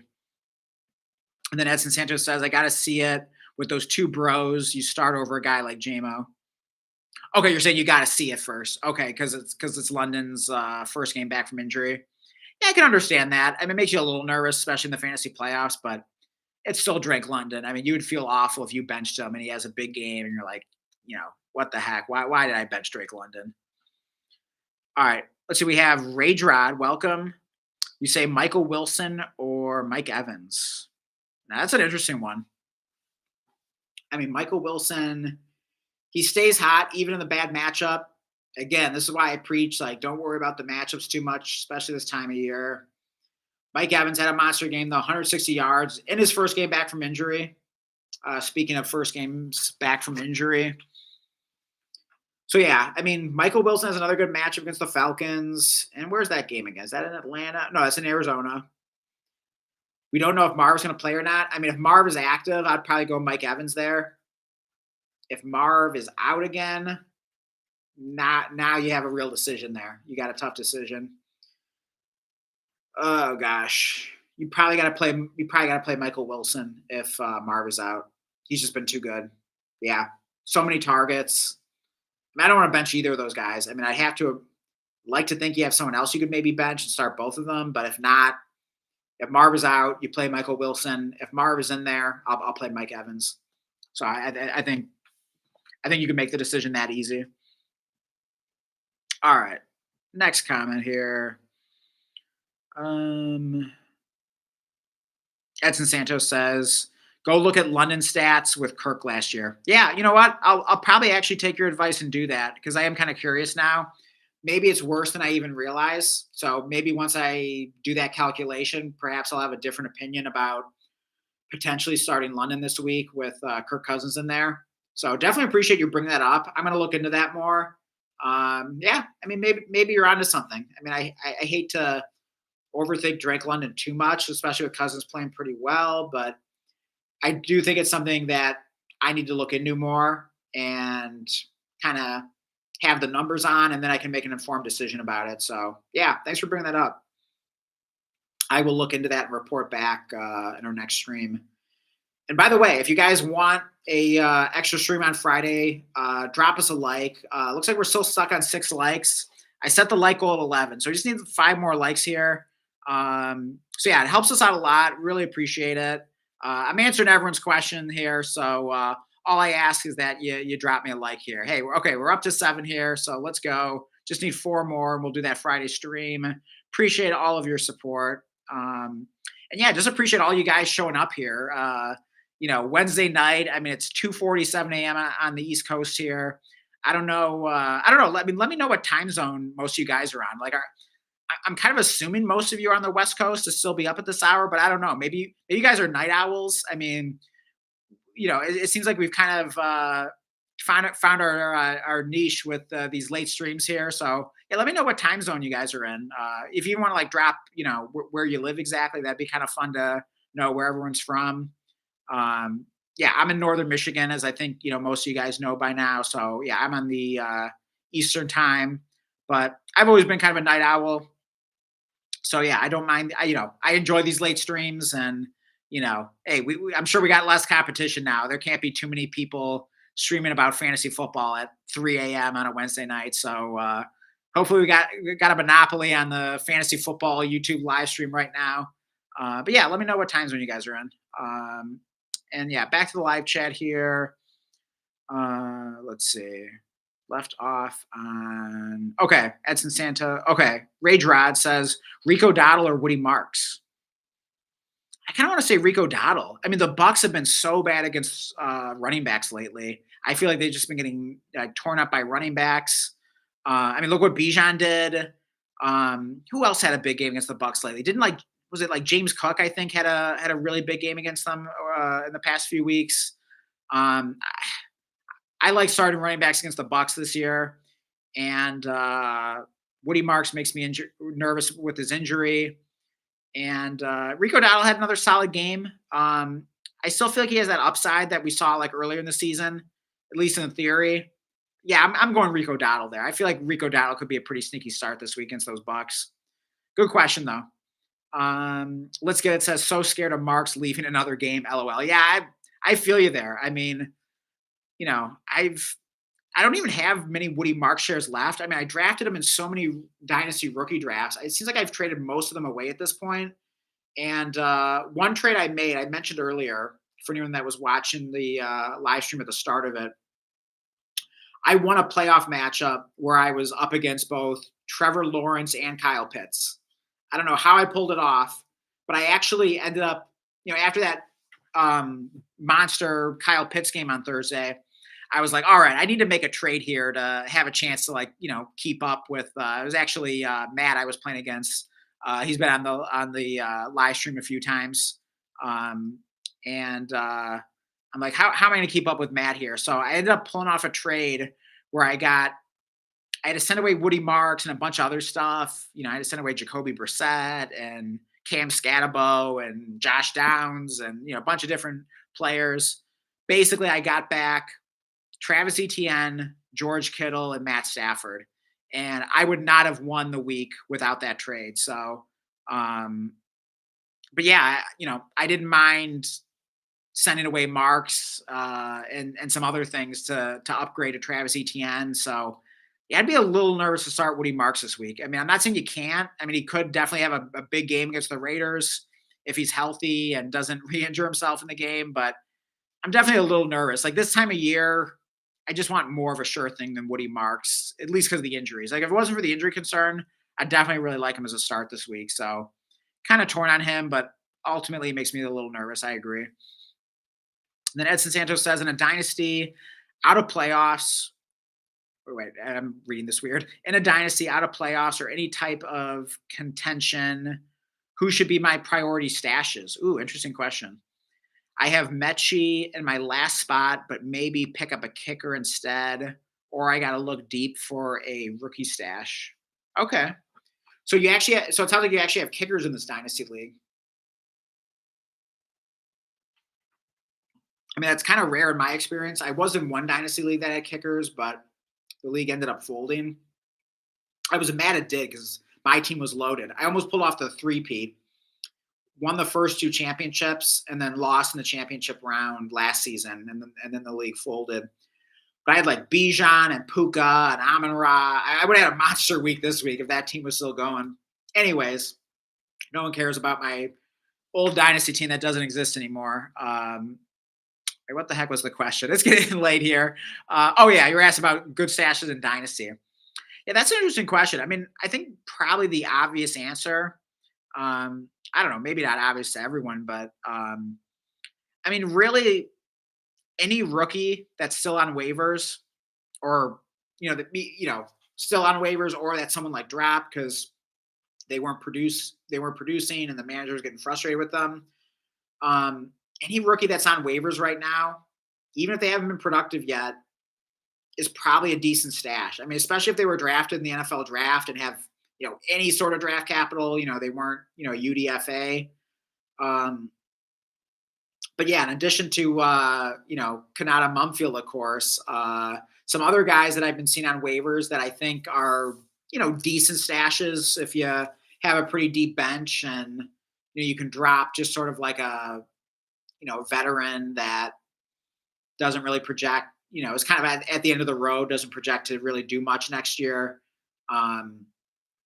But some guys I've seen on waivers that I still think are decent stashes would be like, who's one I like is, none of these guys are going to be like likely to work out, of course. I mean, these are absolute like desperation lottery tickets, but I mean, it's better than rostering, like, I don't know, trying to think of a good example of, I don't know, just some like random old tight end or whatever, on the end of your bench. Or, John Mechie isn't a bad stash. So I'm not, if that's your worst player, I don't know if I would drop John Mechie for any of these guys. I mean, that'd be a bit of a judgment call. But I was going to say Jordan Watkins, receiver for the 49ers. He's got fourth round draft capital. I mean, I feel like Shanahan hates rookie wide receivers, so I'm not too surprised that he's like done nothing this year. And, he was like injured for a lot of the season. But I'm pretty sure he looked good in preseason. He's like putting up some numbers, if I'm not mistaken, and had a little bit of preseason hype, or, training camp hype, whatever. I still think he's kind of interesting. I mean, he's on a lot of waivers. I wish I could even, I don't even like myself, like, I don't even have like roster room for him on all the leagues he's available, but that's one guy I kind of like. Even like Jalen Lane is still kind of interesting. I mean, I'm sure Jack Besh is owned everywhere, especially since he had like a pretty good game a couple weeks ago. But I mean, if somehow Jack Besh is still out there, like, I mean, yeah, I definitely put him above like Jordan Watkins and Jalen Lane. Um, Taj Brooks would be another one. I mean, he's done absolutely nothing, but I mean, sometimes you just see that, like, I mean, we see these like year two running backs and receivers take a big leap. I mean, look at like Blake Corum, it just is absolutely nothing. So even shoot, what's his name? Jarquez Hunter. You know, he's probably like a decent player to roster as a stash going into next season. I mean, it sucks that he's still kind of, with the emergence of Corum, he's kind of buried as the third running back. But I kind of like, Jarquez Hunter as a prospect. So I still think he's a decent stash. Trevor Etienne is still pretty interesting. I really like him as a stash. Um, I mean, his name alone, and he's a good college running back. Come on, he's got the bloodline. I mean, the Panthers are just so deep at running back, and they might still be deep at running back next year, but I'm still pretty intrigued by Trevor Etienne. Those are a few names that come to mind. I'm trying to think if there are any others. I feel like there are some others.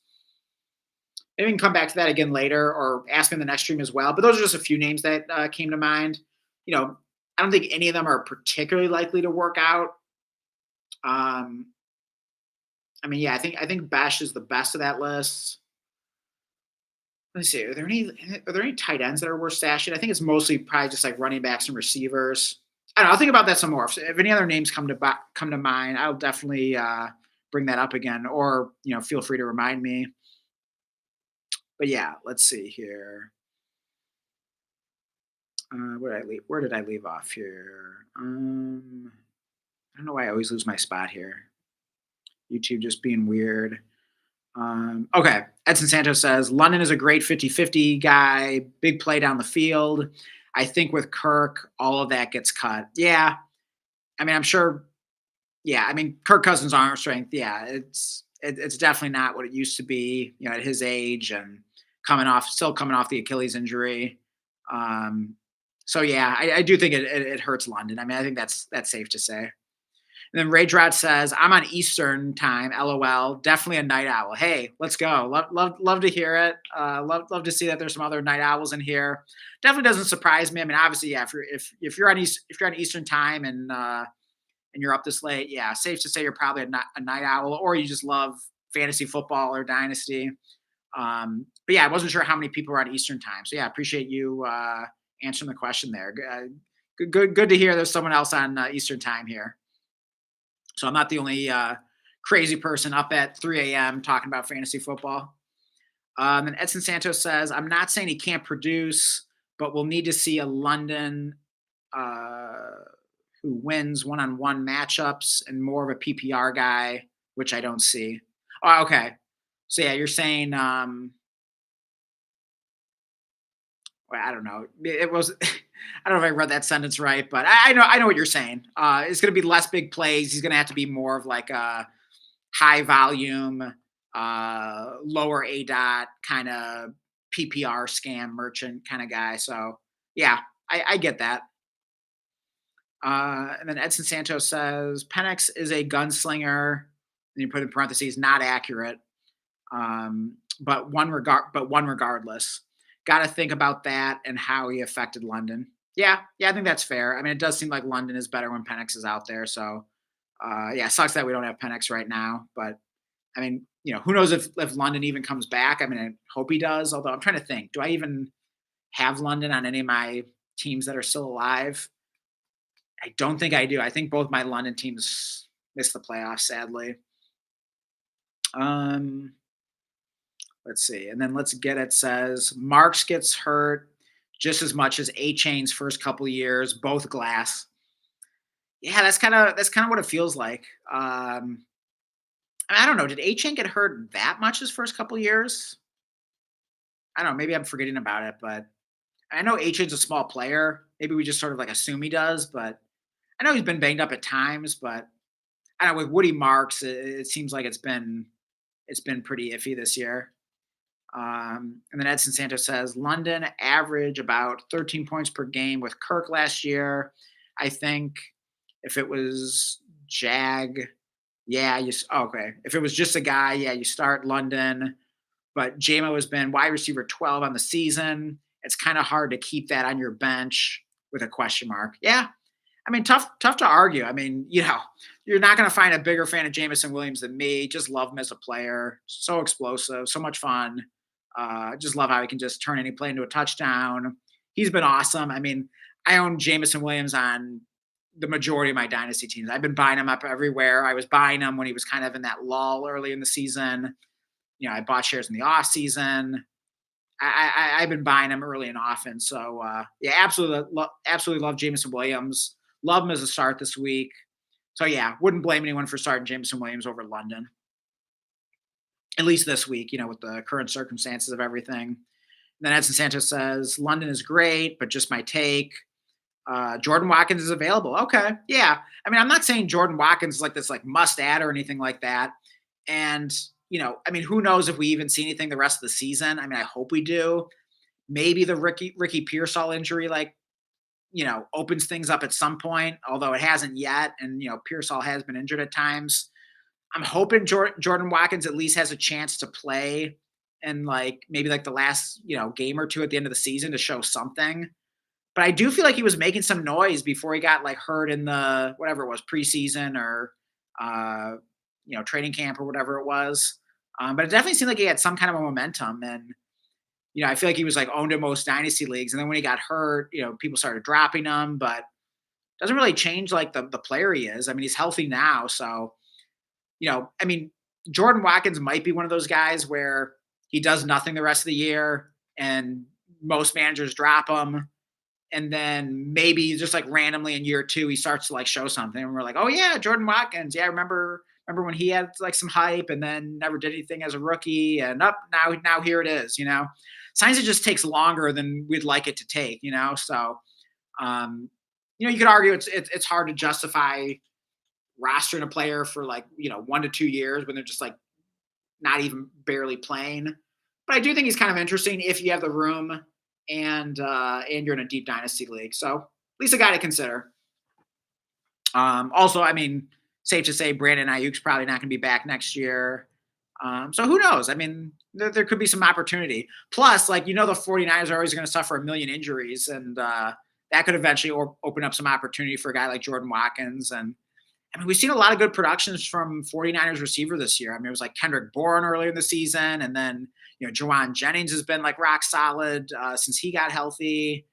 Pearsall, we've seen some big games this season when he's been healthy and right. So it's a pretty good situation there. So I wouldn't be surprised if at some point Jordan Watkins became fantasy relevant. So just think it's kind of an interesting, deep name to consider in Dynasty. And then Edson Santos says, fourth round receiver from the Niners. How has this guy not ever been on my radar? Hey, exactly, right? I mean, you can definitely make the case for him. I mean, he definitely like checks a few boxes as kind of like a deep sleeper. Like he's got decent draft capital. He's on a good team, good situation. He was getting some hype in the offseason. It's a team that has a lot of injuries where he can have some opportunity. So yeah, glad I could put him on your radar a little bit there. And then Edson says, I'll probably drop Mechie for Watkins, in my opinion. Mechie is just old upside, isn't there, especially considering Wilson and Adonai Mitchell have proven they are better. Yeah, I can't disagree with you too much there. I mean, who knows? Like maybe there's still a little untapped potential for Mechie, but yeah, I'm not like too excited about him. I mean, he still kind of feels like a bit of a Hail Mary. So yeah, I mean, Watkins being younger and, the fact that he, at least with Watkins, he hasn't like gone out there and failed yet really. So yeah, if you're just swinging for like pure upside and, potential for value growth and everything, yeah, I'd probably just roll the dice on Jordan Watkins. I'm inclined to agree with you there. And then you say I was wrong. It's either Malik Davis, Watkins, or Tillman. I could also drop the Pats kicker and roll with no kickers in the offseason. There always seems to be at least about bottom 10 kickers available. Yeah, I think that sounds like a fine strategy. I mean, your league better than I do, of course. So you know how risky it would be, rolling with no kickers for a while. But based on what you're saying there, I probably wouldn't be like too worried about it. I don't know, unless the Patriots kicker's been that amazing. But yeah, I wouldn't be afraid to do that. You're probably always able to get like some starting kicker whenever you need one, I'm assuming. So yeah, I'm not going to be too worried about that. Yeah, that sounds like a pretty good strategy to me. Like, give yourself the extra roster spot. Yeah, I'd probably pick up Malik Davis. I mean, especially if you can still trade. Um, I think Javante Williams was listed as questionable recently. I don't know if he still is, but that's a great high upside handcuff. At the minimum, you could like flip him if Javante Williams ever got hurt. Get a pick for him or something. So yeah, I would probably make Malik Davis the first pickup, especially if there's no trade deadline in your league. Um, Otherwise, yeah, I mean Tillman's not a terrible guy to pick up either. I mean we've seen him produce when he's in a good situation, but it could kind of be like the Mechie argument a little bit. So yeah, maybe you just go Jordan Watkins there. Kind of a judgment call there. Don't have like a strong feeling about it. Kind of just depends on what you're looking for. Let's see. And then Edson says, I'm a believer in letting guys simmer, especially with great teams like the Niners. They have farm systems within the organization. Yeah. Yeah, I think that's a good call. I mean, we can be really impatient in Dynasty. And yeah, we never want to wait for as long as it just takes in some of these cases here. I mean, we've seen so many like late breakouts this year. It's been crazy. I mean, I don't probably not going to be able to come up with all of them off the top of my head here, especially with how late it is and my brain getting tired. But Michael Wilson, who are some of the other late breakouts this year? Of course, I'm going to completely blank on this because I'm live here, but I don't know. Not the time for me to be racking my brain, but there have been a lot. I just can't think right now. I should probably be getting to bed here soon. But we have KJC in the chat. Welcome. He says, think starting Waller is still fine with rookie QB. Doesn't feel great. It doesn't feel great. I mean, it's a great matchup against the Bengals. I mean, they've been like historically bad against tight ends. But if I can avoid starting Waller with a rookie quarterback where we just don't know like what the heck to expect, I'm probably just going to steer clear of it. So, I mean, I guess I'd say I don't hate Waller. It's like a complete desperation option, Hail Mary, roll the dice. But hopefully you have something better. I mean, let me know what your other options are. I mean, it really just depends on what your other options are. And then Edson says, after this week's matchup is done and I secure the number 5 seed, I'll drop the kicker to add Watkins. Okay, awesome. Hey, glad I was able to convince you. Hope he turns into something. I mean, I'm not expecting a lot, but hey, I mean, if you have the time and roster room and patience to roster him through the offseason, maybe see if he gets any hype in the offseason, like in training camp or OTAs or whatever. Maybe see if he has another good preseason.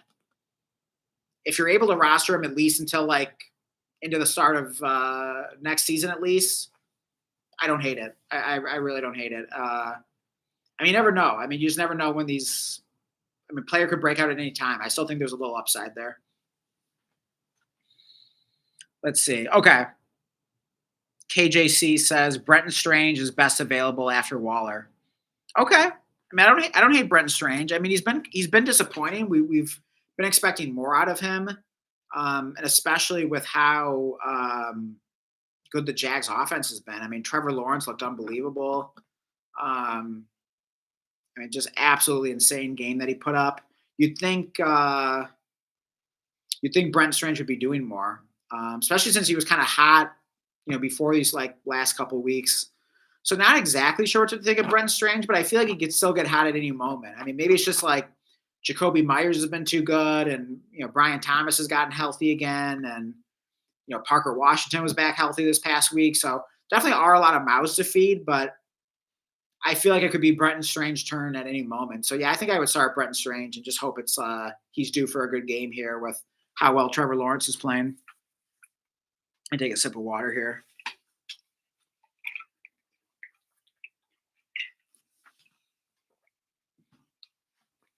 All right, I needed that. All right. And then Edson says, or I drop Davis or Tillman. Speaking of letting guys simmer, Tillman, shaking my head.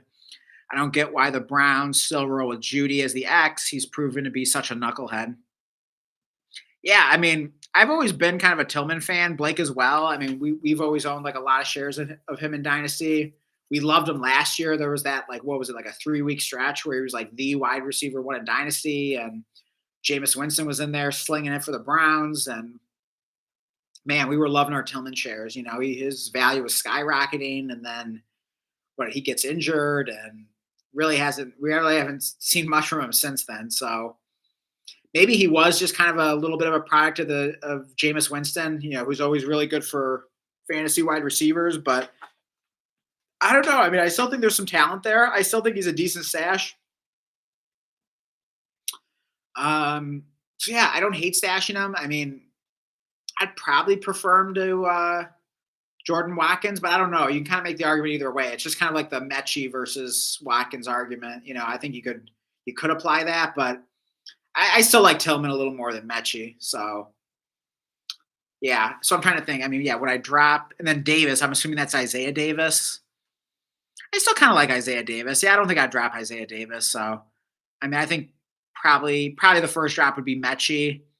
And then if you had to drop another player, I guess it'd probably Tillman, but I don't know. It just kind of depends on whether you kind of prefer the rookie or you don't mind having like I mean, what is Tillman in? Is he in his third year now? I'm forgetting. I think I want to say it's Tillman's third year. But hey, again, like we see players break out in year 3, year 4. I mean, it's really not that uncommon. Um, I think it happens a lot more than the dynasty community wants to admit. People just want to think, oh, if you do nothing as a rookie, it's over. Just move on. But it doesn't always happen that way. Let's see. KJC says they just have so many weapons in Jacksonville. Yeah, absolutely, absolutely. Yeah, and ETN as well. I didn't even mention, and Tootin who got injured, but yeah, they still just are just loaded with weapons. Even their depth receivers like De'Ami Brown isn't bad, and yeah, they just got a ton of guys there. And then of course, yeah, Travis Hunter of course is out for the year, but he'll be back next year. So yeah, they got a lot of weapons there with their pass catchers in Jacksonville. And then you say, I think Jacoby cemented himself and Brenton took the head. Yeah, you know what? I mean, you might be right about that. Although, I mean, let me pull up Brenton Strange's game log real quick. Because I feel like at first when Jacoby Myers was heating up, like Strange was still producing, but then just like the past 2 weeks, he hasn't. I don't know. There could be some correlation there. I don't know. I think it's just sort of a combination of things. It's not just Jacoby Myers. It's Brian Thomas getting back healthy. It's Parker Washington coming back healthy this week. I mean, ETN's been on a tear. It's a lot of things. Okay, Brenton Strange. Yeah, I mean, it's really the last 2 weeks that were bad. Although even before then, I'm just kind of noticing he wasn't even getting like a lot of targets. He was sort of reliant on efficiency and scoring a touchdown. So like weeks 12 and 13, when he came back from injury, 5 targets, caught all 5 of them for 93 yards, right? And then next week, week 13, 4 targets, catches 3 of them, but for 45 yards, and he scores a touchdown. So it was really efficiency dependent and touchdown dependent now that you kind of look back on it. And then the next week, he gets 6 targets. Okay, that's solid. Catches 3 of them, only 27 yards, no touchdowns. And then this past week, only gets 3 targets, catches 1 for 26 yards. So yeah, that's a really tough call between Strange and Waller. I'm going to have to think about that one. Maybe Waller gives you the upside just on the off chance that Quinn Ewers is good. I mean, I don't expect that, and the Dolphins don't pass it a lot, but maybe just as a red zone threat. So, man, what the heck? Maybe I've talked myself into Waller over Strange. I don't know. That's a tough one. I'll say Waller for the moment, but I know I'm kind of waffling here. But man, yeah, neither of them feels that great. I mean, either of them could come to life, or in Waller's case, stay hot, I guess. Although he did nothing for like most of that game, and then just kind of came alive at the end. So I don't know. I'll think about that one a little more. I'll say Waller for now, but yeah, it doesn't feel amazing. I think I'm probably going to sign off here. It is about 3:15 a.m. here. Been streaming for a couple hours. Definitely drop a like on the way out. If I answered your question or you got any value out of the stream, would really appreciate it. Definitely sub if you are new here or you're not subscribed. We're trying to uh, build the channel up to working our way to 200 subscribers. So help us get there. And yeah, as soon as the stream ends, I'll put the link to our Discord in the description. So definitely make sure you join that. And of course, hit the notification bell. You'll be alerted anytime we go live. So yeah, I guess we didn't quite hit the like goal. I don't know. I'll talk to Blake. I don't know. Maybe we'll still consider the Friday stream. But yeah, another thing you can do if you want to leave a comment for the replay of the live stream, that always helps the algorithm as well. So yeah, anything you guys can do to support, really appreciate. Good having everyone here. Appreciate you guys staying up late with me, talking some fantasy football. But yeah, we will be back soon. So yeah, definitely hit the notification bell so you know when we're live. And we will probably see you maybe Friday, but definitely Saturday night. So stay tuned. And yeah, we've got the game tomorrow. So hope you guys have some good things happening in that one. Don't forget about the Saturday games. But yeah, we will help you guys prepare for that. Also, feel free to drop any start sit questions in the Discord. I'm gonna put that link there right now, and I will see you guys soon.